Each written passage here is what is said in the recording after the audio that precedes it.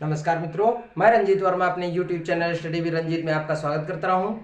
मित्रों, मैंने अपने पिछले वीडियो में आपको पढ़ाया था श्रृंगार रस और उसके भेद। उसके बाद में मैं आज अपने इस वीडियो में आपको भयानक रस, रौद्र रस और विभत्स रस के बारे में बताऊंगा।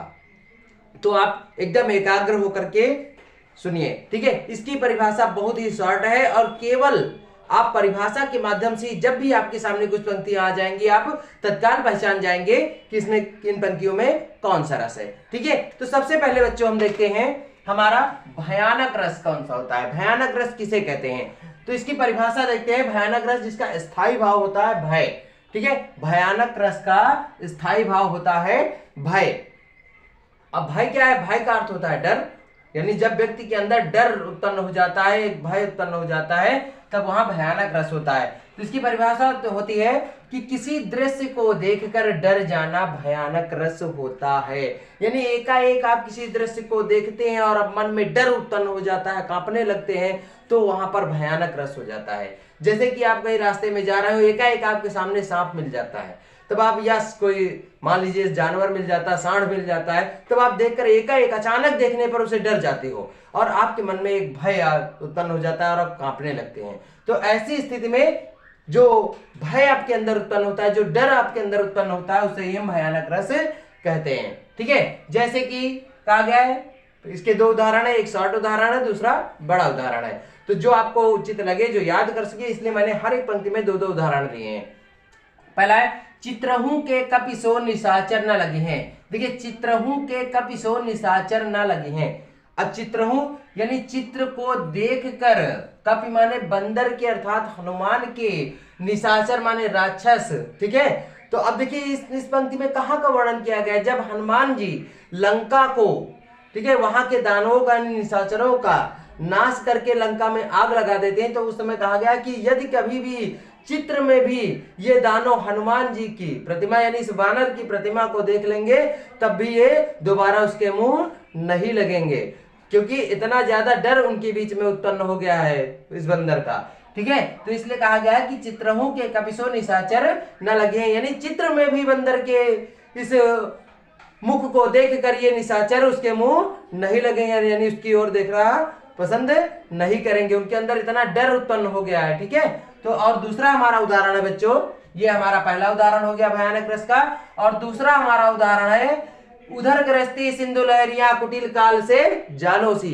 कौन सी? उधर गरजती सिंधु लहरियां कुटिल काल के जालो सी, चली आ रही फेन उगलती फन फैलाए व्यालो सी, ठीक है। देखिए यहाँ पर ये थोड़ा लॉन्ग जरूर है, उदाहरण है, लंबा उदाहरण है, लेकिन सरल है, याद करने का प्रयास करिए। उधर गरजती सिंधु लहरियां कुटिल काल के जालो सी, चली आ रही फेन उगलती फन फैलाए व्यालो सी, ठीक है बच्चों। तो देखिए इस पंक्तियों में देखिए यहाँ पर उधर गरजती सिंधु लहरियां, जहां पर भी ऐसी यानी ऐसी पंक्तियां मिल जाए जिसमें अचानक डर उत्पन्न हो जाए। देखिए नीचे की लाइन में लिखा गया है कि चली आ रही फेन उगलती, यानी वो लहरें समुद्र की इतनी तेज फेन उगलती अर्थात ऊपर की ओर चढ़ती हुई चली आ रही, जैसे फन फैलाए व्यालो, जैसे फन फैलाए कोई सांप हमारी ओर चला आ रहा हो। तो ऐसा दृश्य देखकर मन में अचानक, जब आप समुद्र में गए हो घूमने के लिए समुद्र किनारे, अचानक ऊंची ऊंची लहरें आपकी ओर बढ़ने लगी, तो आपके मन में एक डर उत्पन्न हो जाता है और वह लहरें ऐसे प्रतीत होती हैं जैसे फन फैलाए व्यालो, यानी फन फैलाए हुए सांप हमारी ओर आगे बढ़ता हुआ चला आ रहा है। तो मन में उन लहरों को देखकर अचानक डर उत्पन्न हो जाता है, इसलिए यहाँ पर भयानक रस हुआ, ठीक है बच्चों।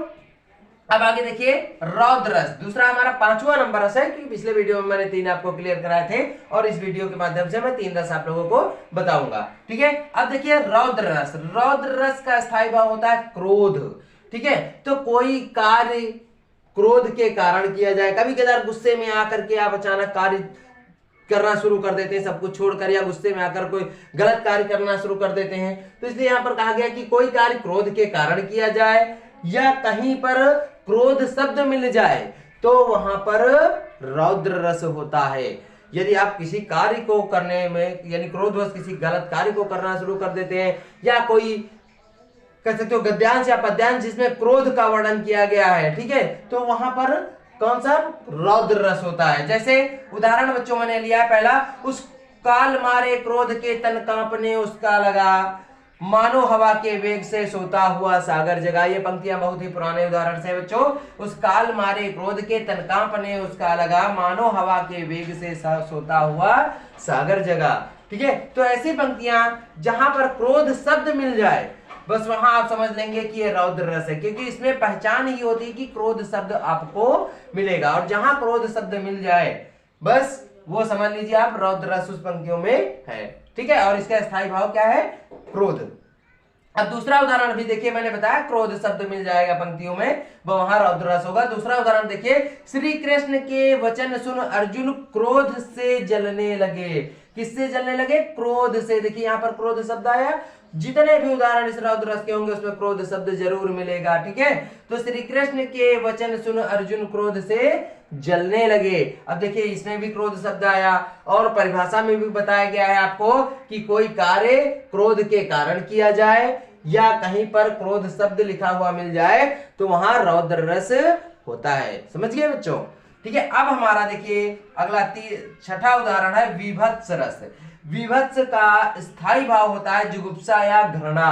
अब जुगुप्सा या घृणा, घृणा मतलब किसी दृश्य को देख कर या किसी बात को सुन करके जब मन में एक घृणा उत्पन्न हो जाती है उसके प्रति, किसके प्रति? चाहे उस व्यक्ति के प्रति हो या उस दृश्य के प्रति हो या किसी बात के प्रति मन में अचानक घृणा उत्पन्न हो जाए तो वहां पर विभत्स रस होता है। जैसे कहा गया है कि किसी व्यक्ति या किसी वस्तु को देखकर या किसी की बात को सुन करके जब मन में घृणा उत्पन्न हो जाती है तो वहां विभत्स रस होता है। ठीक है, अब जैसे कि बताया गया है मिठाई लगी हुई अच्छी, लेकिन उस पर हजारों मक्खियां भन भन भन भन बैठी कर रही, फिर क्या आप उसको पसंद करेंगे खाना? यानी आप जैसे उस दृश्य को देखेंगे आपके मन में एक घृणा उत्पन्न हो जाएगी। या कभी ऐसी ऐसी बातें होती रहती, गंदी बातें करना शुरू कर दो, गंदे स्थान का वर्णन करना शुरू कर दो तो अपने मन में एक घृणा उत्पन्न हो जाती है। जब घृणा अपने मन में अचानक उत्पन्न हो जाए बस समझ लीजिए वहां पर विभत्स रस हुआ। ठीक है, जैसा कि पंक्तियों में दर्शाया गया है कि पहली मक्खी सी भिन्ना रही कहीं, मक्खी सी भिन्ना रही कहीं। अब देखिए मक्खी सी भिन्ना रही कहीं मतलब आप किसी ऐसे स्थान पर पहुंच जाएं जहां पैर रखिए मक्खी भर भर भर उड़ना शुरू कर दें और गंदगी का आसार पड़ा हो तो तुरंत आपके मन में एक घृणा उत्पन्न हो जाती है कि यहाँ कैसे आ गए, कहाँ आ गए। ठीक है, तो वहां पर या किसी गंदगी को देखकर, गंदे दृश्य को देखकर आपके मन में अचानक घृणा उत्पन्न हो जाती है तो वहां विभत्स रस होता है। समझ गए? और बच्चों देखिए दूसरा हमारा उदाहरण इसी से है कि सिर पर बैठो काग खात दो आंख निकारत। अब देखिए यहाँ पर जिक्र किया गया है कि सिर पर दृश्य को मैंने बताया किसी गंभीर दृश्य को देखकर, यानी एक जानवर मरा पड़ा हुआ है, मृत्यु हो गई उसकी, वो पड़ा हुआ है और उसके सिर पर एक कौवा बैठा है, उसकी आंखों को नोच नोच कर खा रहा है। तो ऐसे दृश्य को जब आप देखते हो तो आपके मन में एक घृणा उत्पन्न हो जाती है, और जब घृणा उत्पन्न हो जाती है तो वहां पर विभत्स रस हो जाता है। समझ गए बच्चों?